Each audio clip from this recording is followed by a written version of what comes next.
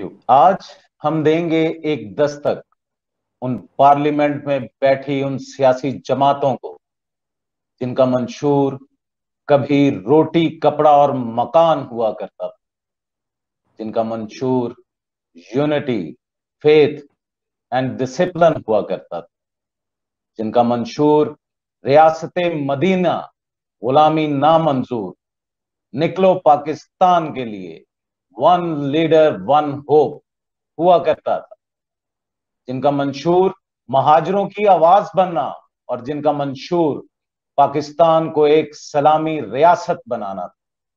मगर क्या हो, किसी जमात को बने 81 साल, किसी को 29 साल और किसी को 26 साल हो गए, मगर उन्होंने करप्शन करप्शन के खोखले नारों के अलावा, एक दूसरे पे इल्जाम लगाने के अलावा, अवाम को गुर्बत और इफ्लास के अलावा और कुछ नहीं दिया।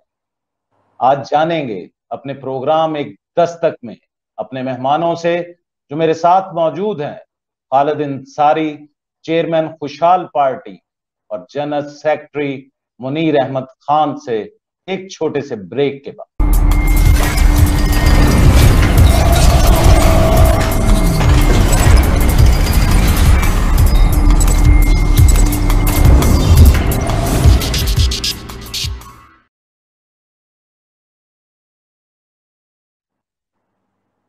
मुनीर अहमद साहब, आप मुझे ये बताइएगा कि जिस तरीके से एमक्यूएम 1984 में बनी और उसे तकरीबन 38 साल हो गए हैं, उन्होंने एक नारा लगाया था महाजर मूवमेंट के हवाले से, तो क्या आपकी पार्टी खुशहाल पाकिस्तान भी कोई इस बारे में सोचती है कि ऐसा नारा हम कभी पाकिस्तान का नारा लगाएंगे, खुशहाल पाकिस्तान का, और उसमें ऐसी बात नहीं है। हमने बकायदा एक लाहे अमल बनाया हुआ है कि बलदियाती निजाम का कोई फार्मूला नहीं है। आपने देखा होगा, आपने पढ़ा होगा, ना पीपल्स पार्टी के पास है ना दीगर जमातों के पास है। हम पाकिस्तान में, पूरे पाकिस्तान में बलदियाती निजाम, हकीकी और आजाद बलदियाती निजाम का नफाज करके, ये बुनियादी जमहूरियत होती है।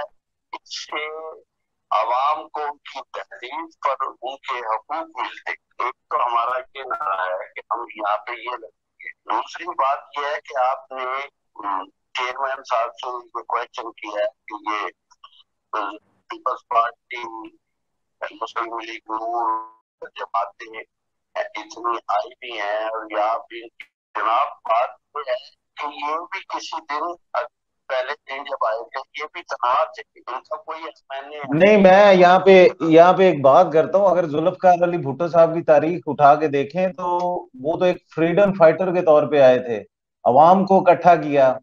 नून लीग अगर आती है तो वो एक ऐसी जमात बन के आई, वो भी टूट के आई, दूसरी तरफ से लोग आए, जाने पहचाने लोग इसमें ऐड हुए, वो पार्टी बन गई। फिर पीटीआई का आपके सामने है, तकरीबन पिछले 26 साल से इमरान पीछे एक था कि वो हमारा कौमी हीरो था, मगर आपके पास जो चीज नजर नहीं आ रही वो यही चीज नजर आ रही है कि कोई सुपर हीरो आपके पास इस वक्त नहीं है।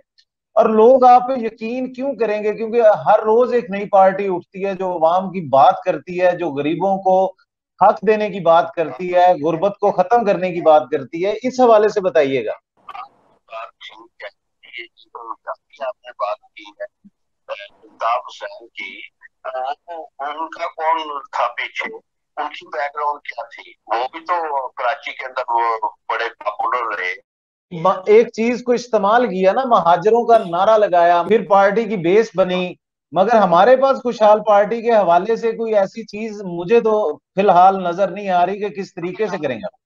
ये बात ध्यान में रखें, जी हमने अपनी इब्तदा करनी है, हमने अपना मंशूर देना है, हमने अभी लोगों तक जाना है। ये ऐसी बात नहीं है ना, ये मिनटों सेकंडों में होती है बातें। उनके सारा साल लगे हैं, कई अर्सा उनका लगा है, तो वो आज मगर ये खालिद साहब से एक दफा क्वेश्चन किया था शायद मैंने पिछले प्रोग्राम के अंदर, तो ये तो कह रहे थे कि इंशाल्लाह ताला विद इन अ ईयर हम एक पाकिस्तान की पॉपुलर पार्टी बन जाएंगे, और इस हवाले से आपका क्या मौकफ है? इंशाल्लाह ताला। अब वो इसलिए कहते हैं कि ये मीडिया का दौर है, अब वो इतना इतना मुश्किल नहीं रह गया। अब हमारी बात फौरी तौर पे पहुंचेगी। ऐसी कोई बात नहीं है। हम पिछड़े हुए तबके की बात करेंगे।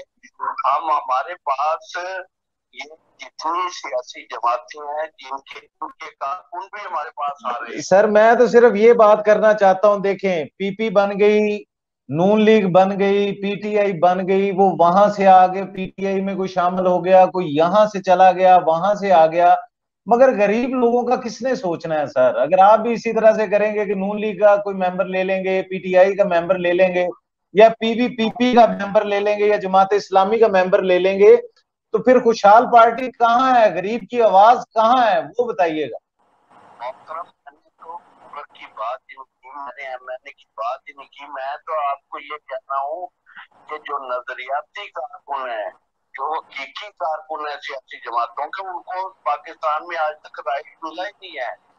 पैसे वाले आए हैं, टिकट बन गए हैं। मुल्क में तो जो आदमी है बहुत बड़ा, यहाँ पे तो गरीब आदमी की फरियाद ही कोई नहीं है। गरीब आदमी के इस्लाम को तो कोई यहाँ मानता ही नहीं है।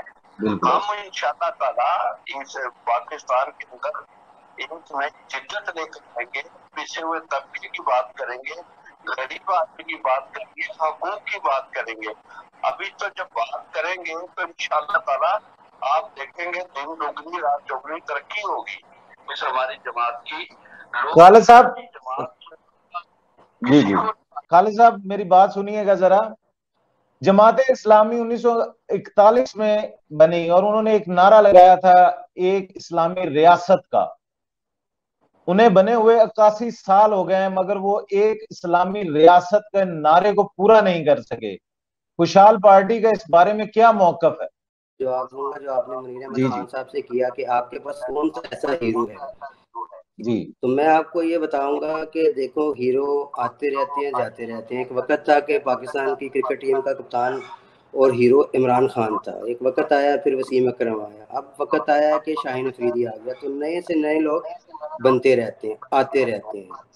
और दूसरी बात यह है कि जो लोग मुझे जान, और इमरान खान ने 22 साल लिए थे उस मकाम पे पहुंचने के लिए।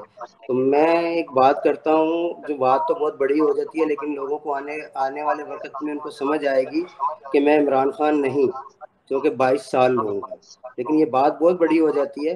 मैं उनसे 3 बातें करता हूँ और वो पीटीआई छोड़ के मेरे साथ आ जाते हैं। मैं उनसे पहली एक बात करता हूँ कि आप लोगों को मैं यहाँ पे आपके खालिद भाई आपसे फिर वही क्वेश्चन करूंगा, हम पीटीआई के मेंबर को क्यों लेंगे? हमारी खुशहाल पार्टी, आपकी खुशहाल पार्टी है, आप गरीब आदमी को टिकट क्यों नहीं देते? जो दर्जा चाहरम का आदमी हो उसको टिकट क्यों नहीं देते? हम वही बात दोबारा घिसी-पिटी कर देते हैं कि फलां सियासतदान है वो हमारी पार्टी में आ गया, नून लीग का उसको छोड़ के इधर आ गया। पिछले 75 सालों से पाकिस्तान के अंदर यही होता रहा। काश आप ये भी कह सके कि मैं गरीब आदमियों को टिकट दूंगा, उनकी सपोर्ट करूंगा। तो इस हवाले से बताइएगा। जी, मैं और सपोर्टर्स की बात कर रहा हूँ कि वो कैसे मेरे साथ आ जाते हैं, कि उनसे मैं बात, जो लोग मुझे मेरे किरदार को जानते हैं उनसे मैं एक बात कहता हूँ कि आप, उन लोगों को पता है कि मैं बड़े बोल नहीं बोलता, ठीक है। इमरान खान ने कहा था कि मैं शेख रशीद को चपरासी नहीं रखूंगा और उसने उसको अपना राइट हैंड बना लिया। मैं उनसे पूछता हूँ कि अगर मैं तो कभी ऐसा बड़ा बोल बोलता नहीं, अगर ऐसा बोल दिया होता तो मैं उसको कभी भी ना रखता। फिर इमरान खान ने कहा था कि परवेज इलाही जो है वो सबसे बड़ा चोर है, और उसको 10 सीटों और अपनी हुकूमत को बचाने के लिए उसने वजीर आला बना दिया। और तीसरी बात ये मैं उनसे कहता हूँ कि खाने काबे से एक तोहफा मिला, तो लोग मेरे किरदार से वाकिफ हैं कि मैं, अगर मुझे खाने काबा से तोहफा मिला, मेरे तो यार दोस्त से तोहफा मिला हो, तो मैं कभी उसकी बेइज्जती ना करूं, तो ये बेच देना बड़ी ही यानी कि अखलाक से गिरी हुई हरकत है। तो मैं, लोग मेरे किरदार से वाकिफ हैं कि मैं कभी भी ऐसा नहीं कर सकता। तो ये 3 चीजें जब जो लोग मुझे जानते हैं तो वो कहते हैं बिल्कुल ये बात तो है कि खालिद ऐसा नहीं कर सकता। तो इसीलिए मेरी नीयत और मेरा खुलूस और मेरा जज्बा देख के हमारे नाजरीन के साथ क्या आप ये वादा कर सकते हैं कि आप अपनी पार्टी में किसी भी ऐसे लीडर को जो एमएनए है, एमपी है, दूसरी पार्टी का, अपनी पार्टी में शामिल नहीं करेंगे?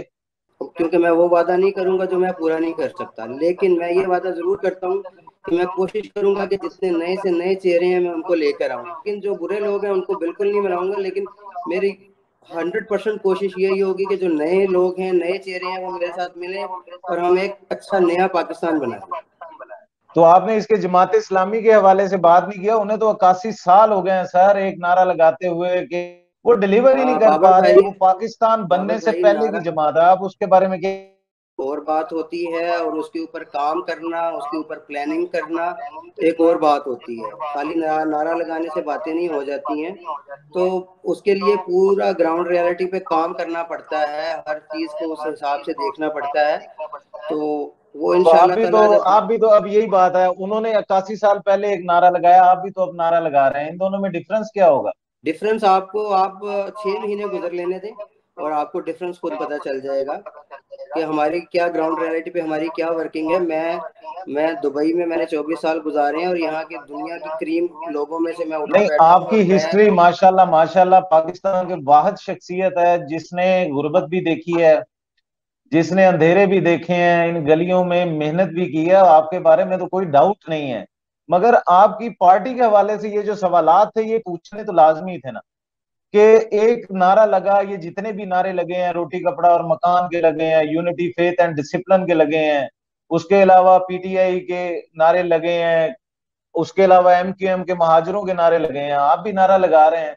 मगर मैं ये सोचता हूं और ये पूछना चाहता हूं कि आपके नारों में फर्क क्या होगा? आप बहुत बेहतर जानते हैं, आगे चल के ये किसी और के मंशूर पर अमल दरामद करते हैं, ये अपने मंशूर को भूल जाते हैं। लेकिन खुशहाल पाकिस्तान जो मंशूर बनाएगी उस पर अमल दरामद करेगी, किसी के मंशूर को नहीं मानेगी, नहीं, अपने मंशूर पर काम। ये जो अभी आपने बात की है कि ये दूसरे मंशूर में तब्दील हो जाते हैं, कभी आपको इस तरह करना पड़ा तो आप इसको किस तरीके से करेंगे? हम उस सियासत से दस्तबरदार हो जाएंगे, अपने मंशूर से नहीं हटेंगे। तो मुनीर भाई, कुछ ये आखिरी क्वेश्चन है खुशहाल पाकिस्तान पार्टी के हवाले से, कि आप लोगों मंशूर के हवाले से कि आप पाकिस्तान की अवाम को क्या मंशूर देंगे, वो जरा बताइएगा। इसके बाद खालिद भाई से पूछते हैं। ये हमारा मंशूर सिर्फ भी है, रोजगार भी है, लिबर्टी भी है। हम एक चाहते हैं पाकिस्तान में ये जो भी मंशूर बनते हैं कि ये वो सामने की बात होती है, उसी के मुताबिक बनते हैं। लेकिन देखना ये होता है कि आगे चल के लोग हट जाते हैं, तो बड़ी अफसोसनाक बात है। हटना नहीं चाहिए, सीधी बात करें। कोई ये लाजिम नहीं होता कि कोई मंसूर बन जाता है, कोई फरहाद बन जाता है, हर आदमी नहीं बनता। लेकिन सच जान के जो भी हम राह चुनेंगे, एक उस पर खड़े रहेंगे, हम हिलेंगे नहीं उस बात से। ये बात इंशाअल्लाह ताला आप आने वाले वक्तों पे हम साबित करके दिखाएंगे। मुनीर भाई, जिस तरीके से आप मंशूर दे रहे हैं, मेरा ये आखिरी क्वेश्चन है, उसमें से एक छोटा सा क्वेश्चन और है कि जिस तरीके से आप मंशूर दे रहे हैं उस हवाले से तो टाइम इतना नहीं है, टाइम तो है ही नहीं है पाकिस्तान के जो इस वक्त हालात जा रहे हैं। तो आप किस तरीके से इसको बदलेंगे? कोई जादू का चिराग लगाएंगे, कोई रगड़ेंगे, किस तरीके से इसको रोशन करेंगे? कोई इस बारे में बताइए। अच्छा, आप एक बात सुनिए, ये जरूरी नहीं होता कि हम मंजिल की तरफ चलें, लेकिन कम अज कम आप अपनी पूरी कौम को एक सीधे रास्ते पे डाल के जाएंगे, इसको करके जाएंगे कि इस मुल्क में सही कौन है और गलत कौन है और आपके साथ क्या होता रहा है। ठीक, तो खालिद भाई अब टाइम खत्म हो रहा है प्रोग्राम का। खालिद भाई आप बताइएगा खुशहाल पार्टी का मंशूर क्या होगा? देखिए, मैंने जैसे बताया कि मुनीर साहब ने भी बताया है कि सारी चीज़ें हमारे मंशूर में शामिल हैं, लेकिन हमारे जो मेन चीज़ है वो रोज़गार है, तालीम है और निज़ाम मुस्तफ़ा है। ठीक है, और सबसे बढ़कर हमें ना जो गरीब अवाम है उसके रोज़गार के लिए कुछ करना पड़ेगा, क्योंकि इस वक्त पाकिस्तान की जो अवाम है ना वो अपने किचन चलाने से बहुत तंग है। और आपको मैं बता नहीं सकता कि किस ज़हनी कैफियत की वो शिकार है। तो पाकिस्तानी अवाम की काउंसलिंग की भी बहुत सख्त ज़रूरत है। और दूसरी बात, आपने टाइम की बात की ना, तो आपको आइडिया नहीं है कि हम दुबई में जिस तरह से फास्ट काम करते हैं ना, हम जो काम 8 घंटों में करते हैं ना, तो जो पाकिस्तान में लोग बैठे हैं ना वो काम वो 3 दिनों में करते हैं। तो ये सारी जो दुबई की पॉलिसीज़ हैं, ये सारी चीज़ें हैं, ये सब मैं पाकिस्तान में इम्प्लीमेंट करूँगा। तो आप देखेंगे इंशाल्लाह ताला आने वाले वक्त में, आने वाला वक्त इंशाल्लाह ताला हमारा है। अब प्रोग्राम का वक्त खत्म हुआ जाता है, शुक्रिया।